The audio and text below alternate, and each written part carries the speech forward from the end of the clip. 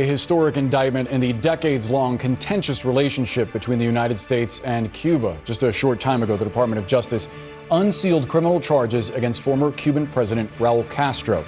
Prosecutors charging him with conspiracy to kill U.S. nationals, destruction of an aircraft, and 4 counts of murder. Acting Attorney General Todd Blanche saying this to Cuban Americans who have been demanding justice for years. We also do not forget the families, the loved ones, and the friends who have carried grief and heartache for 30 years. For the first time in nearly 70 years, senior leadership of the Cuban regime has been charged in this country, in the United States of America, for acts of violence resulting in the deaths of American citizens. Nations and their leaders cannot be permitted to target Americans. Let's get reaction on this historic indictment live from Havana with CNN's Patrick Ottman. Patrick, how are Cuban officials reacting to these new criminal charges? We're finally getting some reaction after really silence all day long that this indictment was coming, as everyone has known for days. And this is Cuba's President Miguel Diaz-Canel. I'll just read a little bit of it. But he says that the indictment against Raul Castro, quote, just announced by the U.S. government, only reveals the arrogance and frustration that the representatives of the empire feel toward the unyielding resolve of the Cuban Revolution.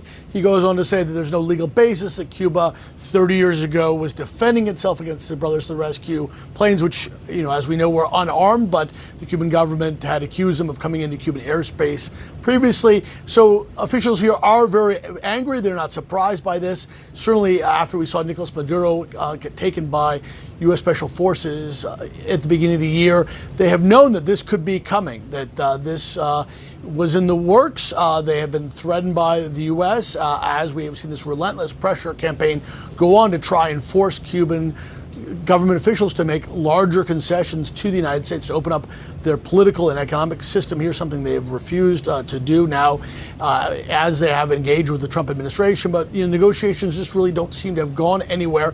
And the question is now, does this added pressure, indicting not only a former president, but still the most powerful person on this island, the individual who is head of the military, that has handpicked every political and military leader that is in power at this point, that officials tell us still oversees all the major decisions from retirement that this island takes, particularly when it comes towards relations with the U.S. Does indicting him make a deal more likely or less likely? There's a lot to say about the fact that Cuba feels that an invasion is coming. You see every day officials telling their population to get ready. There are military maneuvers taking place. So certainly what the Cuban officials are telling their people, who are very worried about this, not particularly about what it's going to happen to officials, but what it means for themselves. So already an island that is on the point of breaking. If there is some sort of attack on this island, what would that mean for them? Already the power's off most of the day. Food has become more scarce and expensive. So there is a lot of concern amongst regular Cubans about how this could impact them if the breakdown of law and order of their government would essentially create a humanitarian crisis.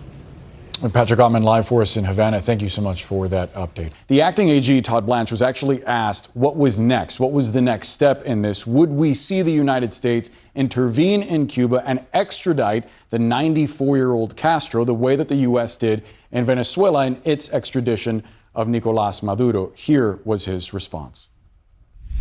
Yes, go ahead. Attorney General Gloria Ordaz from Telemundo 51. Thank you for this opportunity. The next step is going to be an arrest warrant, and I ask you this because the Cuban exile would love to see Raul Castro in the same position of Nicolás Maduro. And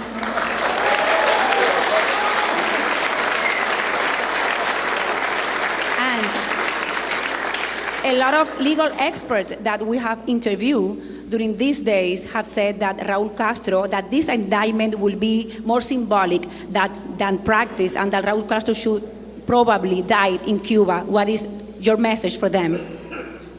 Well, I'm not going to compare cases, for one. For two, like I said a few minutes ago, we indict men who are not physically within the United States all the time. This is not a new endeavor or adventure for us. And so the way that we get people here who are charged with a crime varies. There's all kinds of different ways.